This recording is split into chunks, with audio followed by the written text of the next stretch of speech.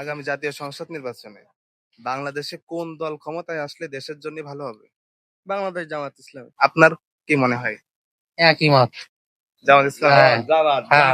আপনার জামাত জামাত কোন দল ক্ষমতায় গেলে দেশের জন্য ভালো হবে? জামাত গেলে ভালো হয়। আমি বলছি আগামী বাংলাদেশে কোন দল ক্ষমতায় গেলে দেশের জন্য ভালো হবে?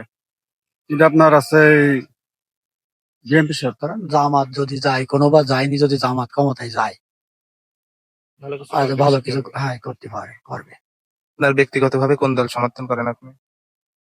ব্যক্তিগত ভাবে আমরা তো ধরেন আগে ছিলাম লোকাই ভোট দিতাম, বুঝলেন? এখন মনে করেন জামাতে। কোন দল ক্ষমতায় গেলে বাংলাদেশের জন্য ভালো হয়? জামাত। কোন দল পছন্দ করেন আপনি ব্যক্তিগতভাবে? জামাত। আমি জামাত পছন্দ করি। আপনার ব্যক্তিগত কোন দল পছন্দ আছে?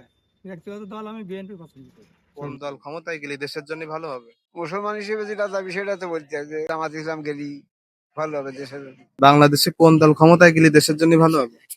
ভাই, মানুষের মুখে মুখে আছে জামাতের কথা। বাংলাদেশে কোন দল ক্ষমতায় গেলে দেশের জন্য ভালো হবে? আমরা জামাত করি।